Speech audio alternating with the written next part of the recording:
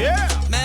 Quand on est présentateur et focus dans la préparation d'une interview d'un artiste qu'on a commencé à écouter, alors qu'on ne saurait ou alors qu'on ne savait pas dire deux mots, on est à coup sûr troublé parce qu'on se demande bien par où commencer avec cette longue et riche carrière. Mais bon, tu prends un bon bol d'air et tu te dis ça va aller, voilà, comme dans le feat avec le frère René Lokwa, simplement. Alors un honneur, un privilège de recevoir ici un digne fils du Congo, sommité de la musique en Afrique.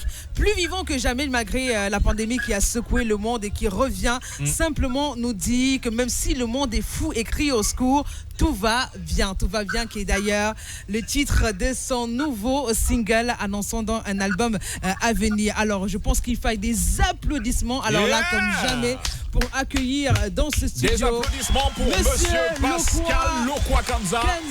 Appellation contrôlée. Voilà. Bonsoir, tonton. Bonsoir le Cameroun.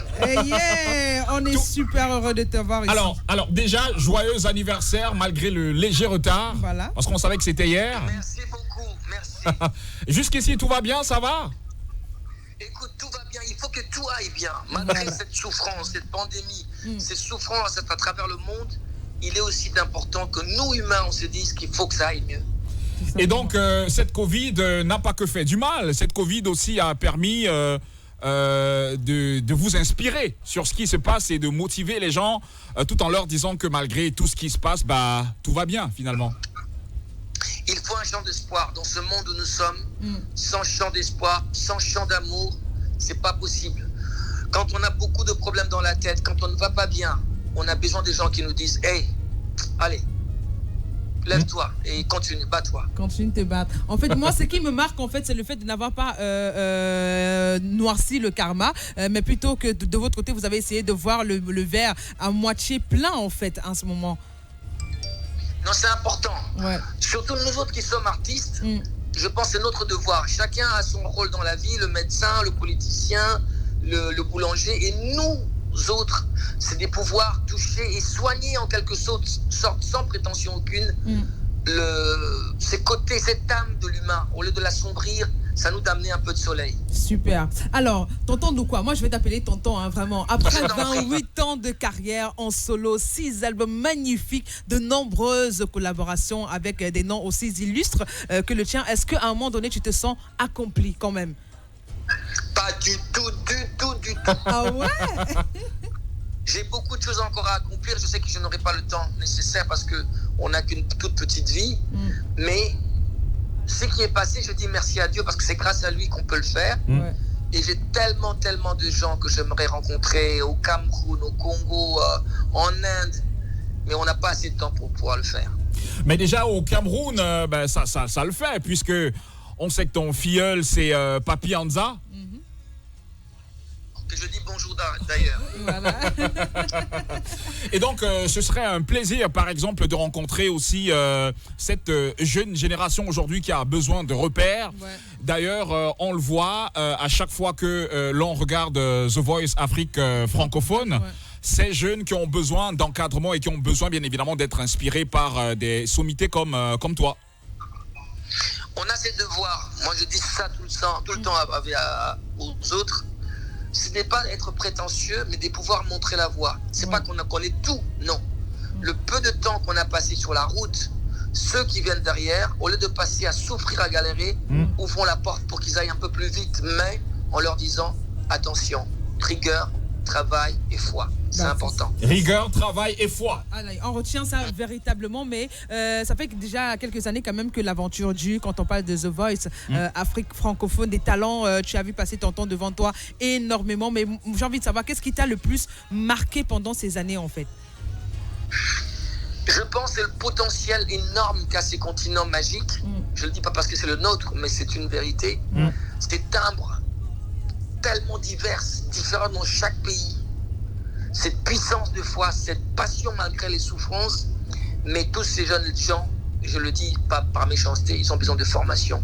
Ils ont besoin des grandes écoles de musique, des profs qui viennent d'ailleurs, de chez nous, faire un mélange qui aident la bouteille, qui comprennent comment ça se passe. Ils ont besoin de ça parce qu'ils ont envie. Alors moi, je vais revenir un peu sur le clip Tout va bien qui a été tourné du côté du Congo. Et on te voit marcher dans la rue. Mais est-ce que malgré quand même cette pandémie, le fait de ne pas porter le masque, les gens peuvent prendre ça autrement? Bizarrement. Non, je pense que c'est ceux qui regardent et qui ont vraiment le cœur pas déplacé ni dans de mauvaises intentions, ils comprendront. Je veux dire, c'est un tournage. Dans le tournage, effectivement, tous les gens qui viennent là, ils ont fait leur test. Ouais. Et puis, on garde les distances qu'il faut. Non, on a fait attention à tout ça.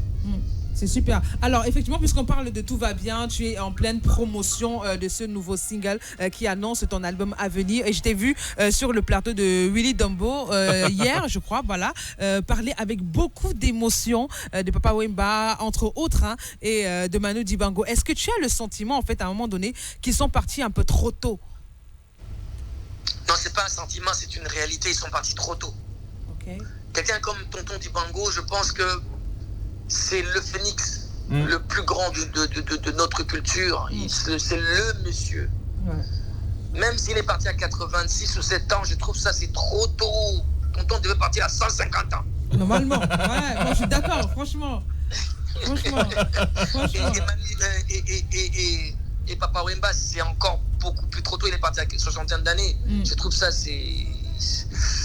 Non, ça m'a fait, effectivement, comme tu l'as vu sur l'émission, ça m'a fait beaucoup d'émotions. Ouais. C'est des gens que j'aime, c'est des gens qui m'ont donné, surtout Tonton Manu Dibango, qui m'a ouvert la voie sur ce chemin. Et bien sûr, Papa Wemba qui m'a donné la chance et l'honneur de pouvoir travailler, composer et arranger pour lui. Ah, super. Alors, l'un des plus merveilleux souvenirs que tu gardes des deux, c'est lequel en fait? Ou lesquels? Oh, j'ai des différents souvenirs. Manu Dibango, je l'ai rencontré, j'avais 19 ans. J'étais au Congo en train de jouer pour Abeti Masikini. Et puis je tremblais. Je n'arrivais pas à jouer. Ouais. Et lui, il écoutait. Il m'a dit, hey, sors le volume. Je jouais. Et avant de partir à Kinshasa, tonton Manu me dit, rendez-vous à Paris. Yeah. C'est un peu des conseils que toi, tu inculques à cette jeunesse-là lorsque tu es sur le plateau de The Voice. Un tout petit peu, oui, c'est vrai que c'est tout ce que j'ai appris de l'autre côté, par mes aînés, que j'essaye, moi, maintenant que je suis aîné, par rapport à ceux qui viennent, de leur donner aussi, comment je dirais ça, ces bâtons-là, tu vois, c'est une transmission de bâtons. Carrément. Mais qu'est-ce qui est le plus difficile en fait avec les jeunes? Est-ce que tu as le sentiment que voilà, ils sont vraiment sur la bonne voie, ils vont vraiment mener le bon combat, ils vont perpétuer vous l'héritage que vous allez laisser ou bien que vous êtes encore en train de construire, je sais pas. Est-ce que tu as le sentiment qu'ils sont vraiment sur la bonne voie en fait? Ce qui est difficile dans la génération actuelle, autant nos grands, les Manu et autres avant, ils travaillaient pour 0 balle. Pour 0 francs, ils galéraient comme des fous. Aujourd'hui, la jeune génération, ça va très vite. Beaucoup gagnent beaucoup d'argent. Et ceux qui sont dans l'ombre, ils se disent, il faut qu'on gagne de l'argent aussi vite. Mais sauf qu'ils oublient une certaine chose, c'est que pour arriver à un certain niveau, ça demande beaucoup de travail. Les musiciens qui les accompagnent, les musiciens qui travaillent leur son, c'est des gens qui bossent pendant des années. Ah oui. Ça, on oublie, tu vois, on voit des Nigériens, mais on ne voit pas les arrangeurs. Eux, ils ont des années de métier. Ils bossent de nuit et jour. Et on a des stars qui viennent au studio, que Dieu me pardonne, ne prenez pas mal, ne m'engueulez pas. Non. Il vient, on met l'autotune, le mec, il s'est dit, je suis génial. Non. Donc, tu es contre ça, en fait, contre cette pratique-là. Toi, tu voudrais des artistes, des fins musiciens, en fait, dans tous les sens du thème. Je ne suis pas contre, mais je dis que si on peut aussi, dans le même temps, apprendre un peu son métier, ça serait génial. Ah, super. Alors, revenons donc à ton actualité. Tout va bien, c'est le tout dernier single sanctionné par un clip Tout va bien, naturellement, que vous pouvez regarder, vous qui nous écoutez sur les antennes de Suite FM sur YouTube. Alors, cliquez sur le clip. Ouais, cliquez, il faut cliquer fort, allez regarder le clip de Tonton Lokwa. Alors, c'est un titre que vous allez retrouver dans son prochain album. Déjà, le prochain album, est-ce qu'il a un nom? Et à quelle coloration on s'attend dans cet album? Est-ce que c'est du Lokwa qu'on a très souvent entendu, ou alors on aura du Lokwa avec des influences actuelles? Afropop, par exemple. Alors, c'est du Lokwa très différent. Ok. L'album va s'appeler Moko comme un en lingala, comme l'unité. Ok. Moko comme l'unité. J'ai fait 12 pays pour l'enregistrer. Ah, Wow. symbole de l'unité. J'étais à Yaoundé pour l'enregistrer. Yeah. Dans ton temps, tu es passé ici, là, on n'a pas su. J'étais au Nigeria, au Sénégal, au Congo, en Côte d'Ivoire, en Afrique du Sud. J'étais en Hongrie pour faire des cordes classiques, un orchestre symphonique. J'ai été en Angleterre pour enregistrer des percussions. J'ai été en Inde pour faire des flûtes. Wow. J'ai été au Brésil pour faire des cuicas. Wow. Et j'ai fini aux États-Unis pour faire le mixage avec le mixage et le mixage surtout. Mais finalement, c'est un album mondial qui a l'ADN du monde finalement. En fait. Tu as tout dit. Je vais prendre ta phrase. L'ADN du monde. C'est ça. C'est super ça. Alors, mais est-ce qu'on peut avoir quelques noms d'artistes qui vont collaborer avec toi dans cet album? Alors, je commencerai par une artiste que j'adore. Ouais. Elle s'appelle Charlotte Panda. Yeah, on savait quand même. On savait. Ça, on le sentait. Super. Il y a Sidiki Diabaté. Yeah. Super. Lema, Richard Bonnat. Wow. Andy Manga, il y a beaucoup de 237. Je suis fan de 237. Yes, sir. Et puis, il y a des artistes de l'Inde, du Brésil, de l'Afrique du Sud. Un très grand arrangeur qui s'appelle Chris Walden, qui a fait l'investiture de Joe Biden, le président américain, et d'autres artistes qui sont inconnus, mais des artistes incroyables que vous allez découvrir. Un album de 24 titres, de 10 titres, de 14 titres, un album de combien de titres?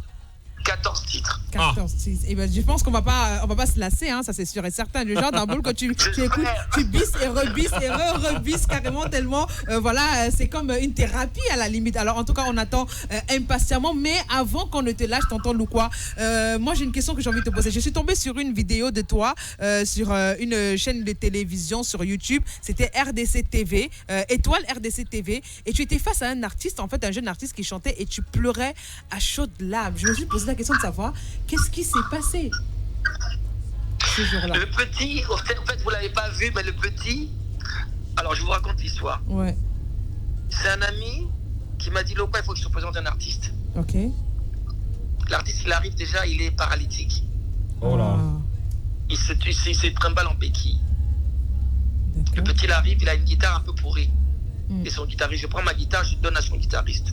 Le petit se met à chanter, mais d'une violence émotionnelle. Je n'ai pas pu me retenir. Donc je suis parti en vrille. Oh là là. Parce que je me suis dit, ok, avec une longue carrière comme la tienne, certainement, on a tout vu, on a tout entendu, on est passé par toutes sortes d'émotions. Et là, si toi, Loukwa, tu craques face à un artiste, ça veut dire qu'il y a quelque chose véritablement qui, toi, t'a marqué. Tu sais, regarde, parce que souvent, nous coachs, on demande aux artistes. On leur demande d'être sincères, d'être vrais, de sortir leur trip. Alors quelqu'un qui est paralytique, il n'a pas besoin de tout ça. Il vit sa vie qui est difficile déjà. Donc quand il chante, c'est toute son émotion qui est sur la table. Ah, c'est super. Et tu le prends juste en pleine figure. Sincèrement. Ah bah c'est super de t'avoir aujourd'hui. Ça nous fait plaisir. Ce qu'on retient, c'est que l'album va s'appeler Moko. L'album va s'appeler Moko. 14 titres. Voilà. Mais on n'a pas la date. Est-ce qu'on a une estimation? Est-ce que ce sera avant la fin de l'année que l'album sortira ou alors entre-temps? Dans quelques mois. Alors j'ai un petit scoop pour vous. Ok, c'est lequel? Le scoop, parce que j'ai un interview qui rentre là tout de suite, c'est que je chantais en Douala. Yes sir! Et en Makaka. En Douala et en Makaka. Je vous dis au revoir. Merci beaucoup en tout cas. Le scoop en fait c'est qu'il a chanté en Douala. En Douala et en Makaka. On n'a pas eu le temps de lui dire au revoir. Lui il nous a dit au revoir parce que certainement il court vers une autre interview parce que je rappelle qu'il sera sur une autre radio en Guinée-Conakry, je crois, à 17h40. Attention, ok, d'accord, là on l'a carrément. Ouais, on l'a carrément. Super. En tout cas, c'est exclusif cela. Sincèrement, qu'il chante en Douala et en Makaka, déjà qu'il a une grosse attache, faut le dire quand même avec le Cameroun, donc c'est génial. On a hâte, sincèrement, d'écouter cet album. Entre-temps, vraiment, aller déguster encore et encore, tout va bien. Pour moi, c'est une magnifique chanson. C'est un titre qui apaise. Bah ouais, carrément. Tout va bien. Quand tu écoutes ça te fait. Tu fais comme une enfant, en fait, genre. Ça te fait oublier un peu tes problèmes, carrément, les problèmes de la vie et autres. Bah ouais, simplement. On s'écoute encore ça? Ouais. Écoute.